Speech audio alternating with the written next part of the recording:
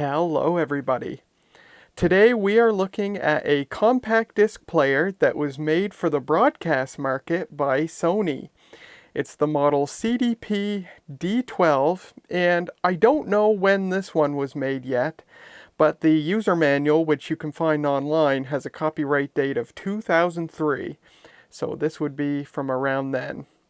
This is a rack mount CD player, you can see, and it's got a lot of nice features that make it very well suited for radio or television broadcasting.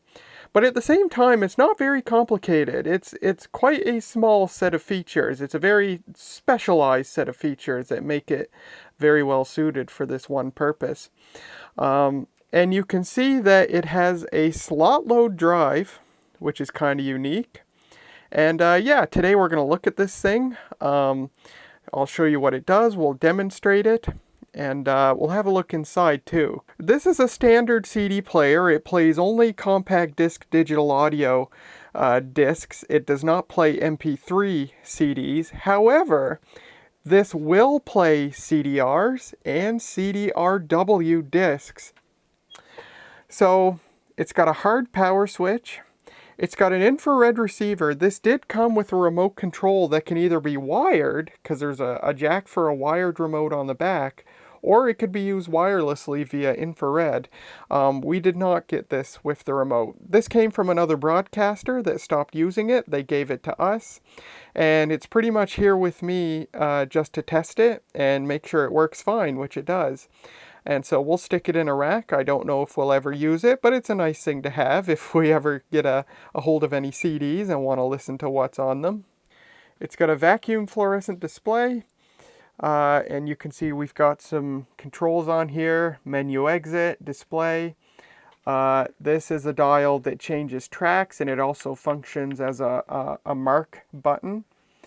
You got your transport controls, auto cue control, variable speed control. We'll demonstrate all that. A locate button, which is used with the mark function. And you get a headphone volume control, because there is a 1/4-inch stereo headphone jack. And we look around the back.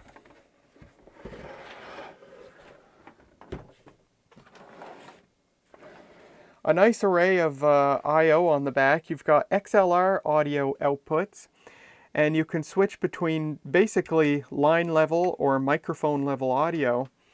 However, I did find that even when set to the -10 dBu setting, what would traditionally be a microphone level output, this thing severely overloaded my professional audio recorder through its XLR jack. So evidently it's either a very loud mic level output, or my particular recorder is just very, very sensitive, and it could be that. But we do have regular RCA line out jacks as well, and this has a digital output in both coaxial and toslink optical forms. You pull this little plug out and there's your optical output. That's very nice. Here's the wired remote jack. It uses the Control S protocol, which a lot of Sony professional equipment use. I have a Control S wired remote control. It's for a Betacam VCR. And so it's got jog and shuttle dials and then basic transport buttons.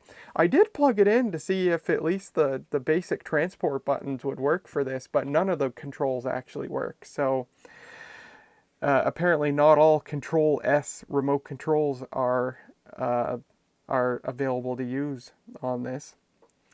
And then we've got some more I/O here. We've got what they call a parallel port. It's just a simple signaling port with pins that go high or low depending on what status the recorder's in. There's 3 output pins and 5 input pins. So the output pins will go high. One will go high when it's playing, one will go high when it's paused. And then the input pins can be used to make the unit control pause, play, next track, previous track, stuff like that.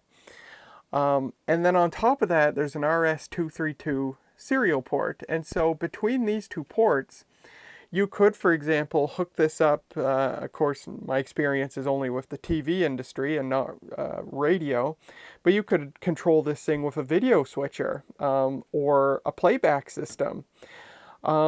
There's two, I think the two most common ways you would use a CD player like this in the television industry is in editing, when you're editing a television program, and in live broadcast, when you're doing a live show. And how you might use this thing for a live show is that you might use this to play the theme song of your show when the show begins, or maybe more likely when it's coming back from a commercial break. CDs were a very common way to play music and sound effects in the television industry back in the day. Of course, it's all solid state now.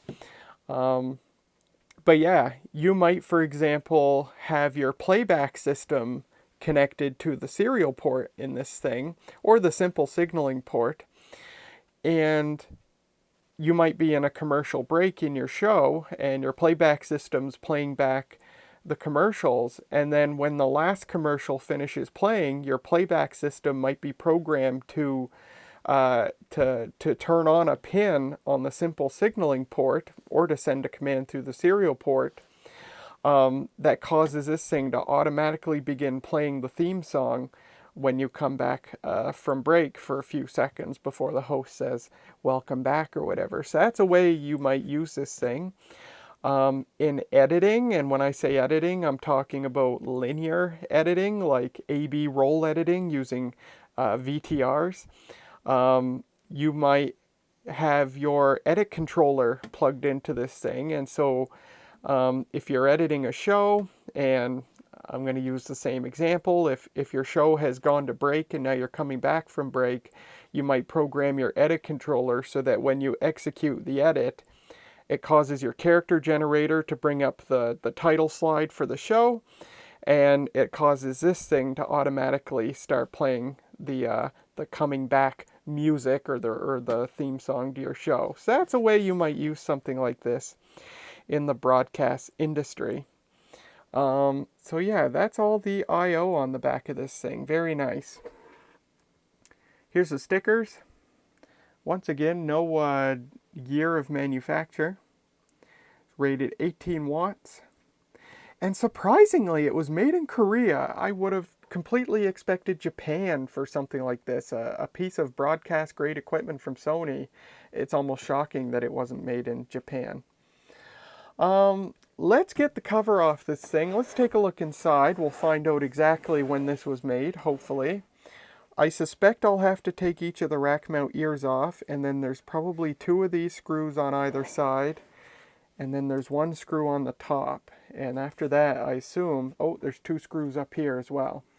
And then I assume the top cover will slide off. I just found the date of manufacture on the left side, September 2003. Hey, at least I was right. So many screws later, yes, the cover comes right off. This thing is plugged in, so hopefully I don't do anything dumb.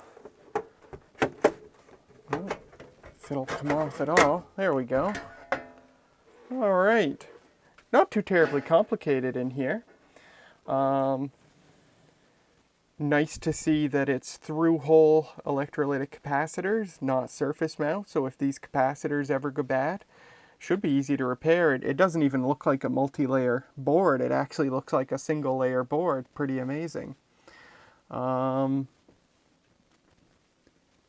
actually, it's not a whole lot of integration here. Like where? I guess all the smarts must be in the display board here. Because all that's here is like a bunch of discrete components. I'm seeing discrete linear voltage regulators, a relay. That's probably the audio amplifier there.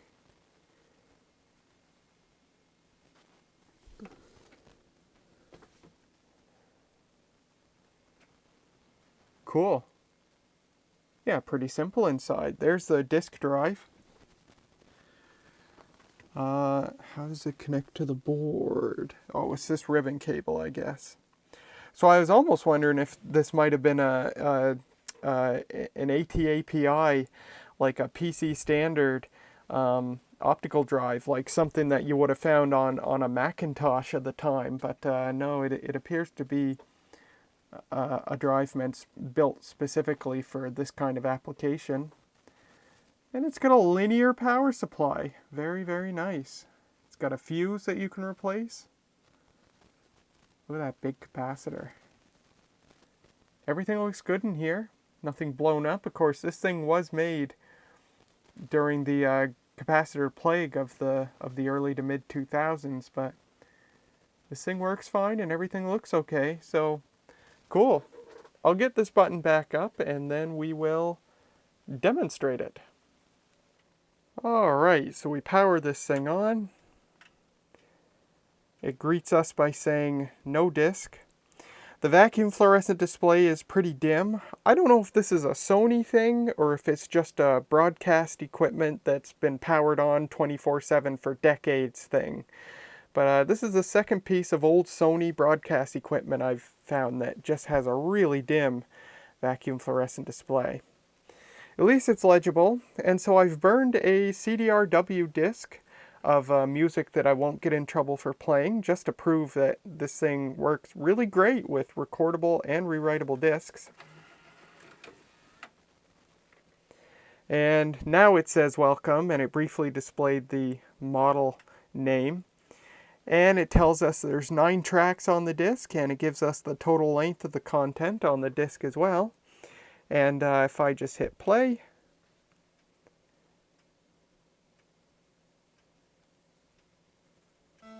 it starts playing. It shows us what track we're on, how much time has elapsed.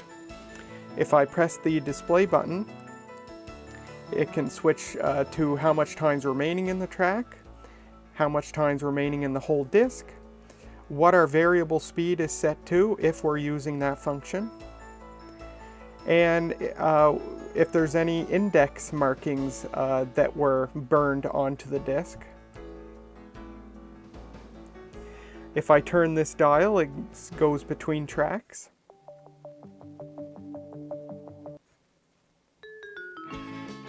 And it's pretty responsive.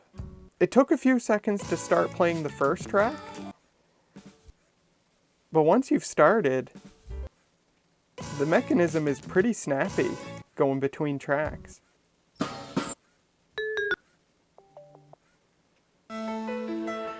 And we can search within a track. And that's really nice and smooth. It doesn't kind of jump between chunks of the track like some CD players, usually consumer units, do. Same for backwards. It's a very smooth search. And if I hit pause and then use the search buttons, it searches even faster. And if I push in on the dial, you can see it lights up mark, and it's placed a mark at that location within the track. And now if I hit the locate button, you can see it goes to the place where I marked and it pauses, ready for me to hit play again. So this is very useful if there were a spot in a track that you needed to play, and you might have needed to play it more than once in a broadcast or whatever. And so you can just really quickly jump to that part of the track. It might be a particular part of your theme music that you need when you're coming back from a commercial break or whatever. And you can just hit it at any time and go back. Very nice. Now, the auto cue feature, if I hit that, the first function is auto pause, and what that means is when it gets to the end of the track, it's not going to automatically begin playing the next track, it's just going to pause. If I hit auto cue again, that turns on auto cue, and what that means is when you, if you're paused and you go to any track, it'll automatically cue to the point of that track where the sound begins. So if you have a track where the first few seconds is just silence, you can make it automatically skip past that, go right to where the sound starts, so that when you hit play, the sound immediately begins. And that's a pretty important feature to have in a broadcast CD player. Most of these tracks, the music begins immediately. There is one track. Yeah, you can see auto cue blinked while it was searching through the silence, and it found that there was 1 second of silence. So it's already queued up at that point. I press play, and it immediately begins playing at that point. If I hit variable speed, it turns variable speed on. You can see the speed is just at the normal playback speed, 0%. And you kind of almost need two hands to do this, but if I hold variable speed and turn the dial,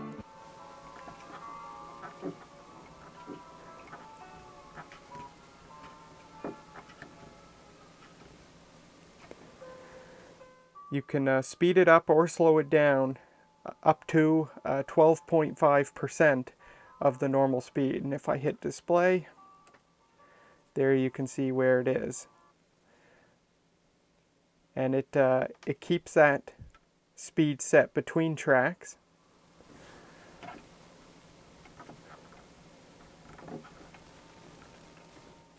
And if I just hit variable speed again, it turns it off. So if we look into the menu here, we have a few options.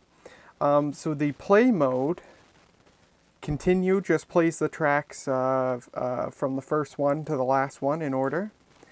There's also shuffle mode, self-explanatory. And program mode, where you can program the tracks to play in a specific order of your choosing. Unfortunately, to use program mode, you need the remote. And that actually goes for a lot of the functions of this thing. You need the remote to use them, unfortunately, and we don't have the remote. Oh well, so I can't demonstrate them for you. Repeat mode, so you can repeat the whole disc. Once it finishes the last track, it goes back to the first track. You can repeat just the currently playing track. And for some reason it's not showing up here, but there's also a repeat A to B mode where you can choose a portion within a track for it to repeat, which would be useful in the broadcast industry, but you also need the remote to do that. Music scan, it'll play the first few seconds of each track. Once again, to initiate that function, you need the remote, but you can choose how many, you can choose how many seconds of each song that it plays before it goes to the next song. And then the auto cue level, this tells the unit when to consider silence, no longer silence, at what level, anything below the selected level it considers silence for the purposes of the auto cue function, where minus 72 dB is the quietest and minus 48 dB is the loudest. Useful if your CD has tracks that may have been digitized from tape, for example, so the noise floor is a bit louder than a clean digital recording would be. You can choose whether to have the sound on or off when it does the high-speed searching during pause. Let's listen to that. We'll turn that on. And if I start playing a track here. Oh, right. Yeah, so if sound is on, it actually turns the paused searching into a low-speed search. Right, I forgot about that. I'm going to stop playing to get all the menu settings. So yeah, if I turn sound off and get out of here.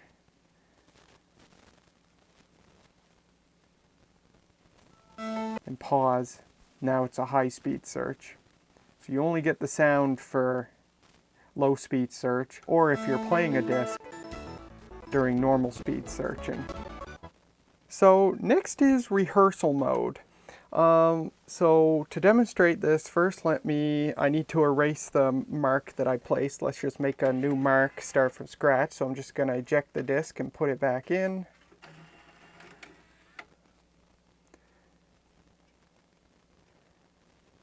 And we'll just make a random mark on the first track.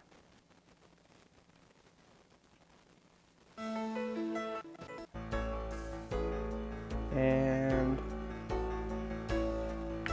we'll mark it there. So if I go back to that, that's what it sounds like. And so if I go into rehearsal and I hit the button, it's going to say rehearsal start. And it's going to start playing a few seconds from the mark over and over.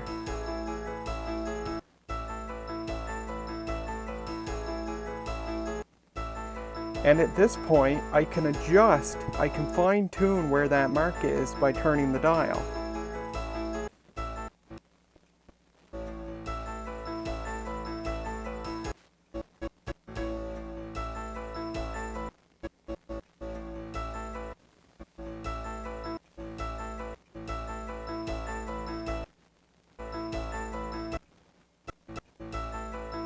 And then I press the dial. It says rehearsal complete. So that's a way to fine tune so that when you hit locate, it brings you exactly to the point in the music where you're expecting it to pick up from. So again, a very useful broadcast feature. Next is the direct mark function. So this is where you can tell it exactly where to place a mark if you already know the minutes and seconds of the desired track. So if I do that, hit locate, it brings me to that point.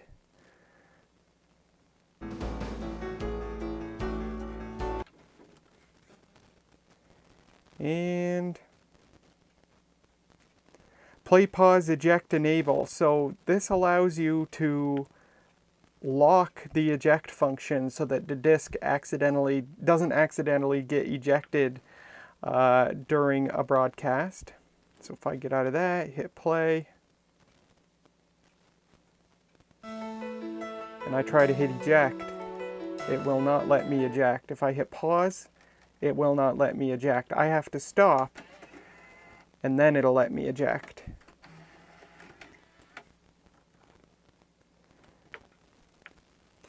Next is timer. Now, the user manual does a very bad job of explaining how this works. Basically, the user manual says you can use an audio timer to automatically make the unit start playing at a specified time. I don't know what an audio timer is. How does that work? It doesn't say how it's hooked up. Is it hooked up through the remote control jack? Through the RS-232? I have no idea. Not a sweet clue. But anyway, that function's there. Parallel presets. So this is where you can set what the... Oh yeah, preset is the factory settings, or user if you want to program, have your own specific programming of what the simple signaling pins do. And this is how you set those. So you can see what the inputs are: play, pause, stop, go forward a track, go back a track. And you can change these to be a different function. If I go to user,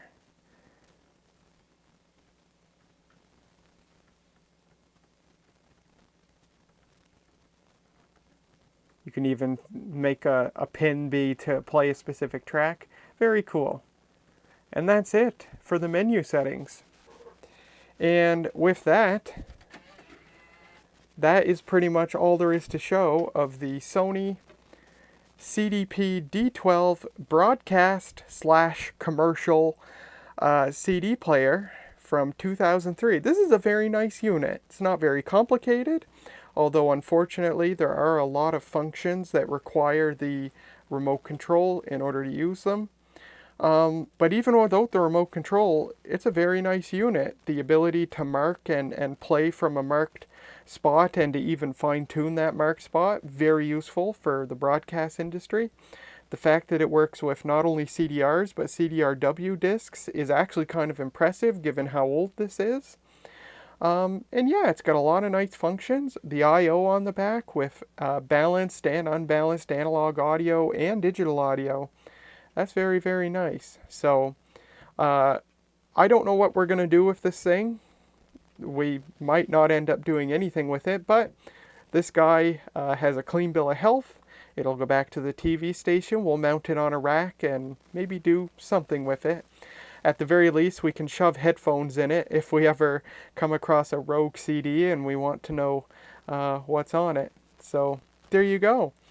So thank you so much for watching. I do hope you enjoyed. A special thank you to my Patreon supporters who choose to support me with their dollar. And I will see you in the next video.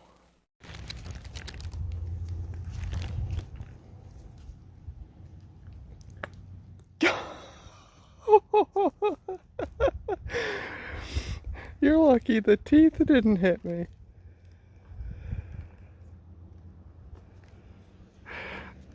You stinker.